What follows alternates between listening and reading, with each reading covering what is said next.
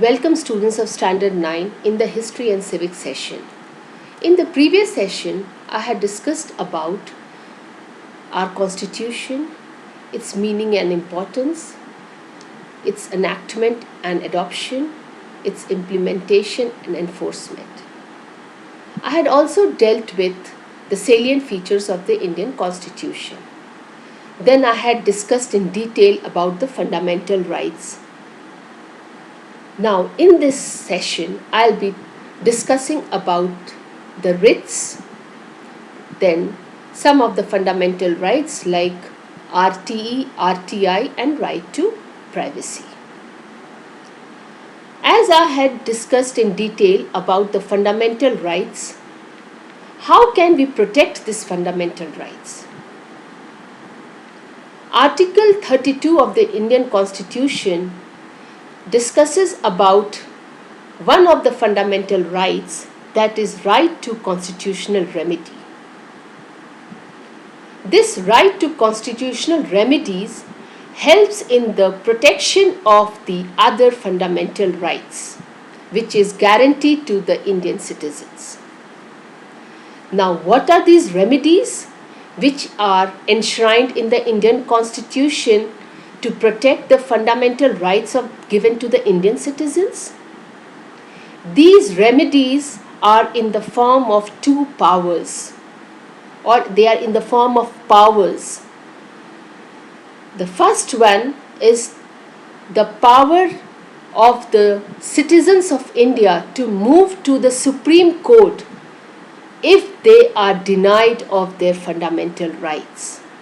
The second power is that the Supreme Court has been given the power to issue writs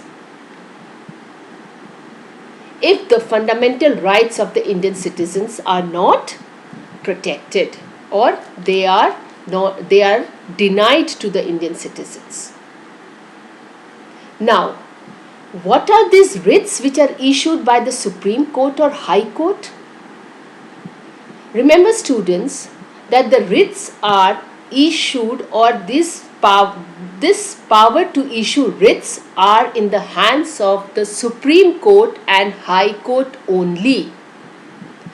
The writs are just formal written orders issued by the Supreme Court or the High Court as a remedy to protect the fundamental rights if they are denied to the Indian citizens. Now, there are different kinds of writs issued by the Supreme Court or High Court to protect the rights of the fundamental rights of the Indian citizens. Number 1, writ of habeas corpus. Number 2, writ of mandamus. Number 3, writ of prohibition. Number 4, writ of certiorari. Number 5, writ of quo warranto. All these are Latin names. The first writ of habeas corpus, it means to have the body. The Supreme Court issues an order to produce the person in the court to see whether the person has been detained illegally or legally. The second writ, that is writ of mandamus, means to command. The Supreme Court issues an order commanding the public authority to perform their public duty. The third one is writ of prohibition, means to forbid. The Supreme Court issues an order forbidding the lower courts to announce their judgment or to pass their judgment. Instead, to send their judgment to the Supreme Court for its review. Now, this writ is passed, or this writ is issued before the lower courts pass their or announce their judgment. Writ of certiorari. This writ is issued, it means to be certified, and this writ is issued once the judgment by the lower court is announced. Here, the Supreme Court issues an order to send the judgment to the Supreme Court for its review. The difference between writ of prohibition and writ of certiorari is the writ of prohibition is issued before the judgment by the lower court is announced, and writ of certiorari is issued once the judgment by the lower court is announced. And here, in both the cases, the Supreme Court asked the lower court to send their judgment to the Supreme Court for its review. Then the last one, that is the fifth writ issued by the Supreme Court or the High Court, is the writ of quo warranto. Here it means by what authority.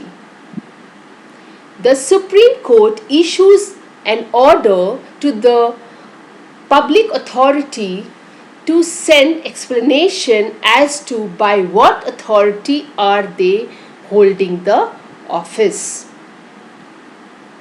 Now children, I think by now it must be very clear to you about the different kinds of writs and what is the use of these writs.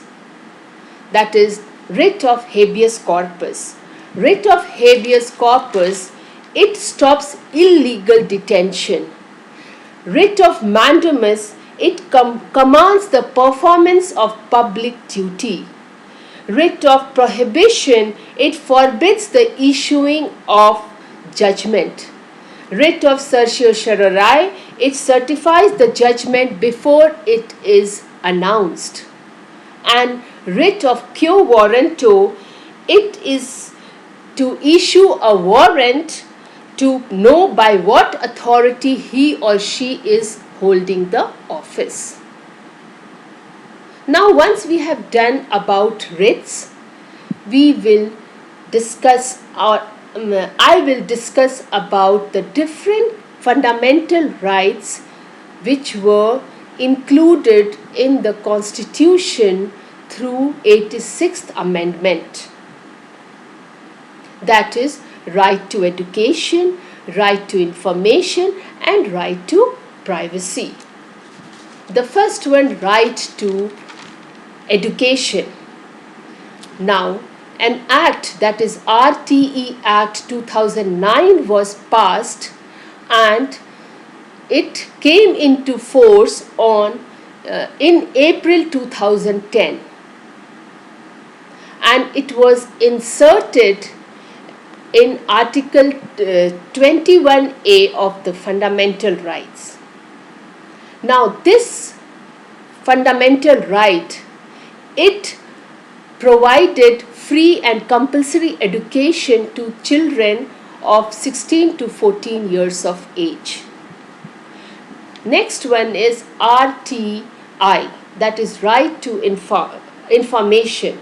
It was enforced in October 2005 and it is mentioned in Article 19(1). It gives the citizens the right to be informed of everyone and everything. Next is right to privacy. It was enforced on August 2017 and is mentioned in Article 21. Now, this protects every citizen from the scrutiny of the state in their private life. And it is not an absolute right, but it is subjected to reasonable restrictions to protect legitimate state interests. Now all these three fundamental rights, they are not absolute rights, but they are part of fundamental rights. That is RTE, RTI and right to privacy. And they have been later on included in the fundamental rights through amendment. So now, students, you are very much clear with writs, what are writs, then different kinds of writs, what are the uses of writs, who has the authority to issue these writs, then the various fundamental rights which were later on included in Article 21 and 19 of the Indian Constitution, and what are the uses and restrictions imposed in these fundamental rights. Thank you.